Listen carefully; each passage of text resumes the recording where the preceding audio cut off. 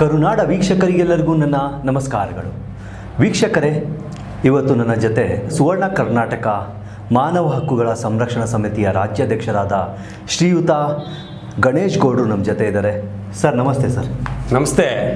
ಮೊದಲನೇದಾಗಿ ಎಲ್ಲರಿಗೂ ನನ್ನ ನಾಡಿನ ಜನತೆಗೆ ನಮಸ್ಕಾರವನ್ನು ಹೇಳ್ತಾ, ಹಾಗೆ ಸುವರ್ಣ ಕರ್ನಾಟಕ ಮಾನವ ಹಕ್ಕುಗಳ ಸಂರಕ್ಷಣಾ ಸಂಸ್ಥೆ ಹಾಗೂ ಡಾಕ್ಟರ್ ನಾಗಲಕ್ಷ್ಮಿ ಚೌಧರಿ ಜನಸೇವಾ ಸಂಸ್ಥೆಯ ಸಂಸ್ಥಾಪಕ ರಾಜ್ಯಾಧ್ಯಕ್ಷರು CM ಗಣೇಶ್ ಗೌಡ್ರು ಅಂತ. ಸರ್, ಈ ಸಂಸ್ಥೆ ನೀವು ಯಾವಾಗ ಸ್ಥಾಪನೆ ಆಯಿತು? ಸರ್, ನಾನು 2020ರಲ್ಲಿ ಹ್ಯೂಮನ್ ರೈಟ್ಸನ್ನು ಕಟ್ತಾ ಇದನ್ನು. ಇದರಲ್ಲಿ ಸುಮಾರು 1,000ದಿಂದ 1,500 ಜನ ಮೆಂಬರ್ಸ್ ಇದ್ದಾರೆ. ಇಡೀ ರಾಜ್ಯದಲ್ಲಿ ಹಲವಾರು ಜಿಲ್ಲೆಗಳಲ್ಲಿ ನಮ್ಮ ಸಂಸ್ಥೆ ಸುವರ್ಣ ಕರ್ನಾಟಕ ಮಾನವ ಹಕ್ಕುಗಳ ಸಂರಕ್ಷಣಾ ಸಂಸ್ಥೆ ಇದೆ. ಸರ್, ಈ ಸಂಸ್ಥೆ ಏನೇನು ಕೆಲಸ ಮಾಡುತ್ತೆ ಸರ್? ಸರ್, ಈಗ ನಾನು ನೊಂದವರ ಧ್ವನಿಯಾಗಿ, ಈಗ ಕೆಲವು ಫೋನ್ ಬರುತ್ತೆ ಯಾವುದೇ ಥರ ಸಮಸ್ಯೆಗಳಿದ್ದರೆ, ಅಂದರೆ ಈಗ ಮನೆ ಫ್ಯಾಮಿಲಿಗಳು ಜಾಸ್ತಿ ನನಗೆ ಬರುವಂಥವು ಫ್ಯಾಮಿಲಿ ಮ್ಯಾಟ್ರ್ಗಳು, ಗಲಾಟೆ ಆಗ್ತಾ ಇರುವಂಥ ವಿಷಯಗಳು ಅಂಥವೆಲ್ಲ ನಮ್ಮ ನಮ್ಮ ಆಫೀಸ್ಗೆ ಕರ್ಕೊಂಬರ್ತಾರೆ. ಜೊತೆಗೆ ಯಾವುದೇ ಕೆಲವು ಅಧಿಕಾರಿಗಳು ಪೊಲೀಸ್ ಸ್ಟೇಷನ್ಗಳಲ್ಲೇ ಇರ್ಬೋದು, ಇನ್ನು ಕೆಲವು ಆಸ್ಪತ್ರೆಗಳಲ್ಲೇ ಇರ್ಬೋದು, ಇನ್ನಿತರ ಒಂದು ಗೌರ್ಮೆಂಟ್ನ ಅಧಿಕಾರಿಗಳೇ ಇರ್ಬೋದು, ಕೆಲವು ಸಂದರ್ಭದಲ್ಲಿ ತೊಂದರೆ ಕೊಡುವಂಥ ವಿಷಯಗಳನ್ನು ನನ್ನ ಗಮನಕ್ಕೆ ಕೊಟ್ಟಾಗ ನಾನು ಫೋನ್ ಮುಖಾಂತರ ಕೆಲವು ಬೇರೆ ಜಿಲ್ಲೆಗಳಿಗಾದರೆ ನಾನು ಮಾತಾಡಿ ಕೆಲವೆಲ್ಲ ಪರಿಹಾರ ಮಾಡ್ತೀನಿ.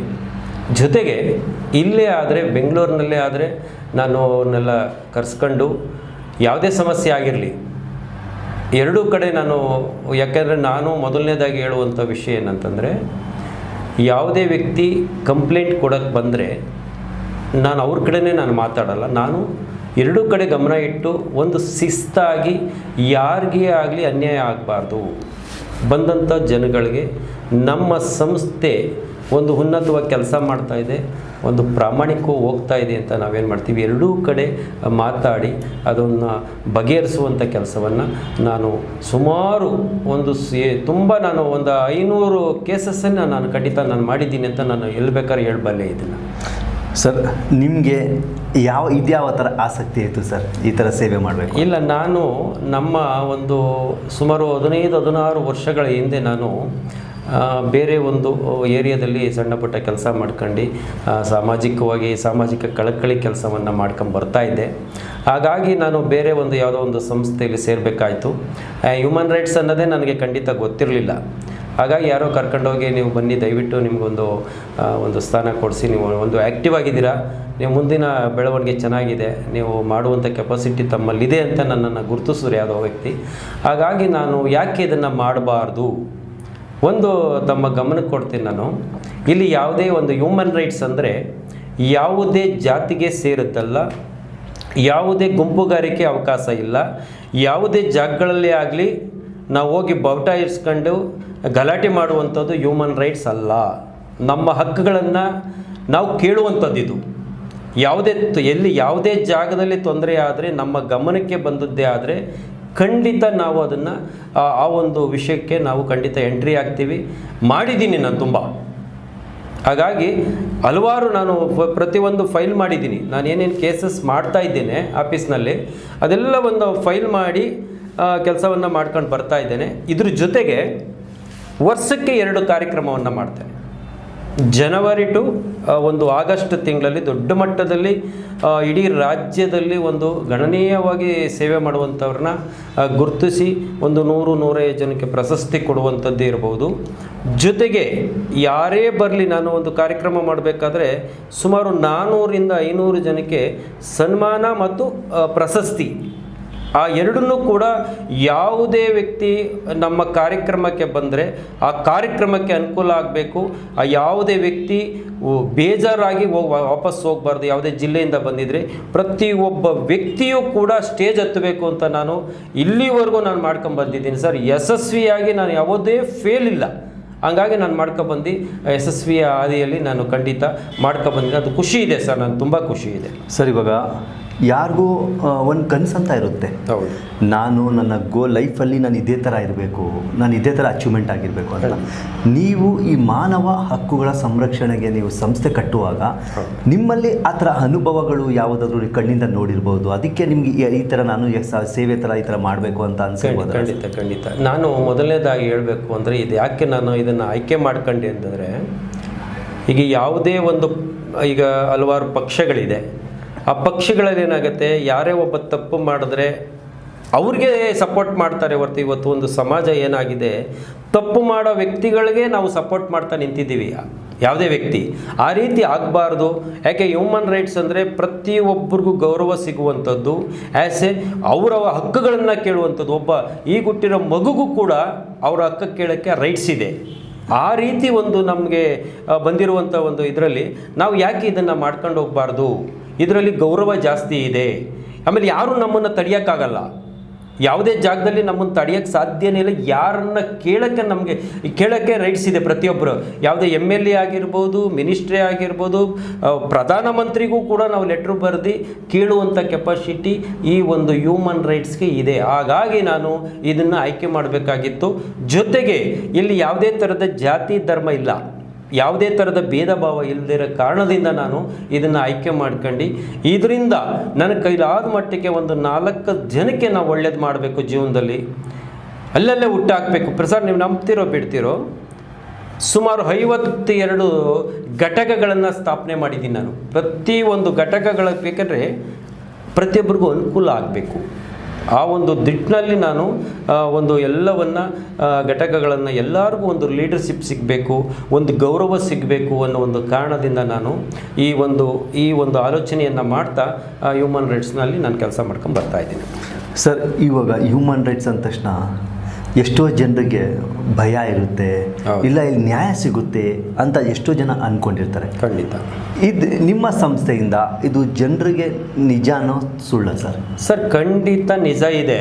ನಿಜ ಇಲ್ಲ ಅಂತ ನಾನು ಖಂಡಿತ ಹೇಳಲ್ಲ. ನೋಡಿ, ನಾನು ಕೆಲವು ಸ್ಟೇಷನ್ಗಳಿಗೆ ಹೋಗಿದ್ದೀನಿ. ಎಷ್ಟು ಮರ್ಯಾದೆಗಳನ್ನು ಕೊಡ್ತಾರೆ ಅಂತಂದರೆ, ಫಸ್ಟ್ ಅವ್ರು ಏನೋ ತಪ್ಪು ಮಾಡ್ತಾ ಇರ್ತಾರೋ, ಏನೋ ಒಂದು ಆಗ್ತಾ ಇರ್ತದಲ್ಲಿ ಅವ್ರಿಗೆ ಬೆಲೆ ಕೊಡದೇ ಇರುವಂಥದ್ದು. ಮತ್ತೊಂದು ಆದಾಗ ಆ್ಯಸ್ ಎ ಹ್ಯೂಮನ್ ರೈಟ್ಸಲ್ಲಿ ಎಂಟ್ರಿ ಆಗೋದೆ ಅಂತ ಅಲ್ಲಿ ಗೊತ್ತಾದ ತಕ್ಷಣ ಫಸ್ಟ್ ಅವ್ರು ಹ್ಯೂಮನ್ ರೈಟ್ಸಲ್ಲಿ ಬಂದರೆ ಅದೇನು ಮೊದಲು ಕೆಲಸ ಮಾಡಿರಿ, ಅವ್ರ ಕಡೆಗೆ ಒಂದು ಗೌರವಯುತವಾಗಿ ಅವ್ರು ನಡ್ಸ್ಕೊಂಡು ಇದು ಮಾಡಿರಿ, ಇಲ್ಲಾಂದರೆ ಸುಮ್ಮನೆ ಪ್ರಾಬ್ಲಮ್ ಕ್ರಿಯೇಟ್ ಆಗುತ್ತೆ, ಅವೆಲ್ಲ ಸುಮ್ಮನೆ ಇದು ಮಾಡ್ತಾರೆ ಅಂತ ಹೇಳುವಂಥದ್ದು ನಾನು ತುಂಬ ಜನ ನೋಡಿದ್ದೀನಿ. ಆಮೇಲೆ ಯಾಕೆ ಬಂದ್ರಿ ಸರ್ ಅಂತ ಕೇಳಿದ್ರು ನಾನು ನೋಡ್ಪಟ್ಟಿದ್ದೀನಿ. ಯಾಕೆ ನೀವು ಎಂಟ್ರಿ ಆದಮೇಲೆ ಬಿಡಿ ಸರ್ ಕೆಲಸ ಆಯಿತು ಅಂತ ಹೇಳಿರೋದು ನಾನು ನೋಡಿದ್ದೀನಿ ಸ್ಟೇಷನ್ಗಳಲ್ಲಿ, ಇನ್ನು ಬೇರೆ ಅಧಿಕಾರಿಗಳಲ್ಲಿ ನಾನು ಗಮನಿಸಿದ್ದೀನಿ. ಹಾಗಾಗಿ ಅದು ನನಗೆ ತೃಪ್ತಿ ಇದೆ ಆ ವಿಷಯದಲ್ಲಿ. ಸರ್, ನಿಮ್ಮ ಪ್ರಕಾರ ನೀವು ಇವಾಗ ವಿದ್ಯಾರ್ಥಿಗಳಿಗೆ ಇವಾಗ ಎಲ್ಲ ಕಡೆ ನಾವು ನೋಡ್ತಾ ಇರ್ಬೋದು, ಈ ಸ್ಮಗ್ಲಿಂಗು, ಗಾಂಜಾ, ಫೀಮು, ಆ ಥರದ್ದೆಲ್ಲ ಕೇಸಸ್ಗಳು ತುಂಬ ಜಾಸ್ತಿ ಆಗ್ತಾ ಇದೆ. ಅದರಿಂದ ಎಷ್ಟೋ ವಿದ್ಯಾರ್ಥಿಗಳ ಮೇಲೆ ಸುಮ್ಮನೆ ಕೇಸ್ಗಳೆಲ್ಲ ಅವ್ರು ಮಾಡದೇ ಇರೋ ತಪ್ಪೆಲ್ಲ ತಲೆ ಮೇಲೆ ಹಾಕಿರ್ತಾರೆ ಎಷ್ಟೋ ಜನರದ್ದು. ಅಂತ ಅವ್ರಿಗೆ ನಿಮ್ಮ ಕಡೆಯಿಂದ, ನಿಮ್ಮ ಹ್ಯೂಮನ್ ರೈಟ್ಸ್ ಕಡೆಯಿಂದ ಅದನ್ನು ಪ್ರಾಬ್ಲಮ್ ಸಾಲ್ವ್ ಮಾಡ್ಬೋದಾ ಸರ್? ಸರ್, ಖಂಡಿತ ಮಾಡ್ಬೋದು. ಯಾಕೆಂದರೆ ನಮ್ಮ ಗಮನಕ್ಕೆ ಬಂದಾಗ, ಜೊತೆಗೆ ಯಾರೋ ನಮಗೆ ಏನಾಗುತ್ತೆ ಅಂದರೆ, ನಾನು ಅದಕ್ಕೆ ಮಕ್ಕಳ ವಿಷಯದಲ್ಲಿ ಬಂದಾಗ ಇವತ್ತು ಎಷ್ಟೋ ಜನ ಬೇರೆ ಯಾರೋ ಒಬ್ಬ ತಪ್ಪು ಮಾಡ್ತಾ ಇರ್ತಾರೆ, 10 ಜನಕ್ಕೆ ತೊಂದರೆ ಆಗ್ತಾ ಇದೆ. ನಾನು ಒಬ್ಬ ವಿದ್ಯಾರ್ಥಿಗಳಿಗೆ ನನ್ನ ಸಲಹೆ ಏನಂತಂದರೆ, ಒಬ್ಬ ಹ್ಯೂಮನ್ ರೈಟ್ಸ್ ಅಧ್ಯಕ್ಷನಾಗಿ ಸಲಹೆ ಏನಂತಂದರೆ, ಖಂಡಿತ ಮಕ್ಕಳು ಇವತ್ತು ಬೆಳಿಬೇಕು. ಒಬ್ಬ ತಂದೆ ತಾಯಿಗೆ ಒಳ್ಳೆ ಪ್ರಜೆಯಾಗಿ ಏನು ನಮ್ಮ ಒಂದು ಸೇವೆ ಮಾಡ್ತೀವಿ, ಪ್ರಾಮಾಣಿಕವಾಗಿ ಅವರು ಓದುವಂಥ ವಿಷಯಗಳಲ್ಲಿ ಆಗಿರ್ಬೋದು.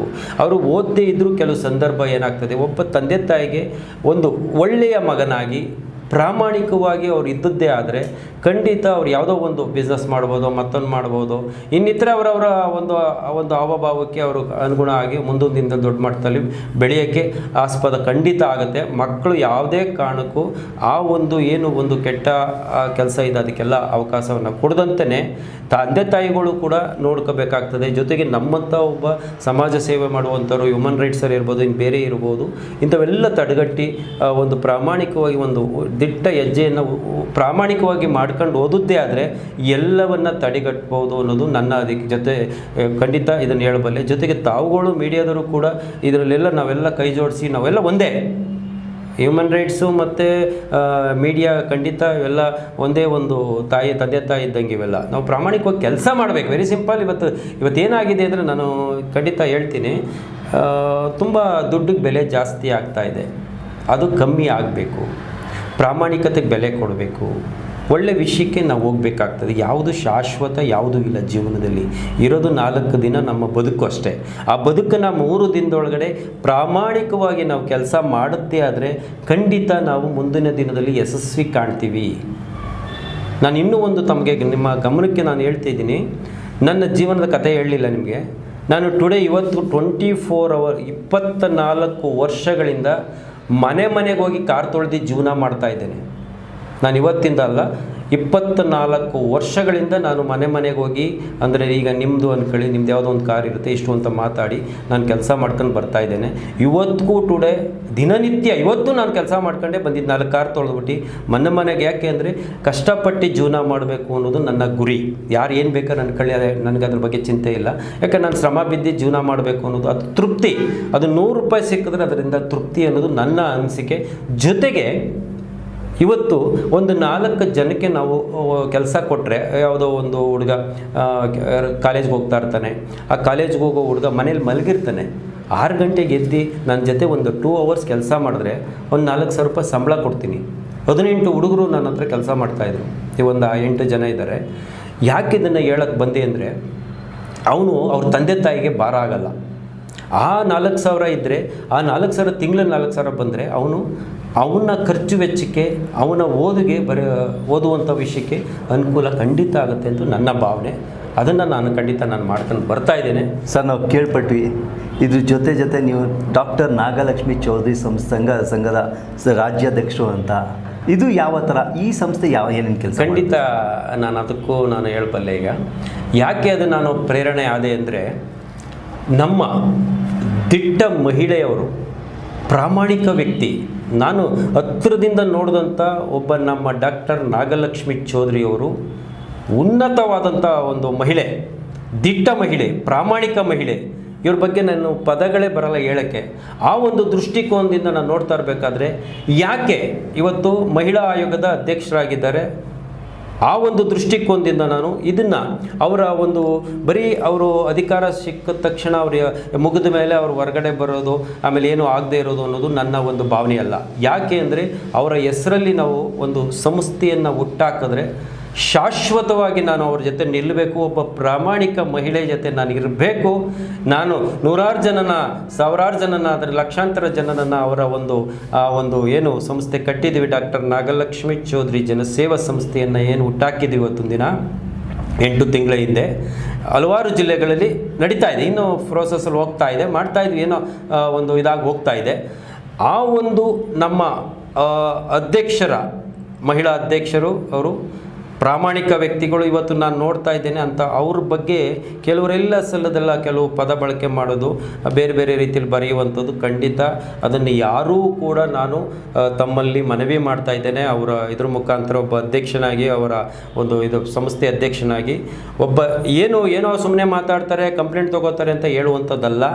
ಖಂಡಿತ ಆ ಯಾವುದೇ ವ್ಯಕ್ತಿಗೆ ಅವರು ಒಳ್ಳೇದು ಮಾಡ್ತಾರೆ. ಪ್ರತಿಯೊಬ್ಬರಿಗೂ ಯಾರನ್ನೂ ಕೂಡ ನಾನು ಮಹಿಳೆ ಆಗಿ ಒಬ್ಬ ಆಯೋಗದ ಅಧ್ಯಕ್ಷರಾಗಿ ನಿಮ್ಮ ಜೊತೆ ನಾನು ನಿಲ್ತೀನಿ ಅಂತ ಸಾರಿ ನಮ್ಮ ಮೇಡಮ್ ಹೇಳ್ತಾರೆ. ನನಗೆ ರಿಯಲಿ ಆತ್ಮೀಯವಾಗಿ ಹೇಳ್ತಾ ಇದ್ದೀನಿ, ನನಗೆ ತುಂಬ ಖುಷಿ ಇದೆ. ಇದನ್ನು ಲಕ್ಷಾಂತರ ಜನ ಅವ್ರ ಬಗ್ಗೆ ಗೌರವ ಇಟ್ಕೊಂಡವ್ರೆ. ಇದನ್ನು ಎಲ್ಲಿ ಬೇಕಾದ್ರೂ ನಾನು ಪ್ರೂವ್ ಮಾಡಬಲ್ಲೆ.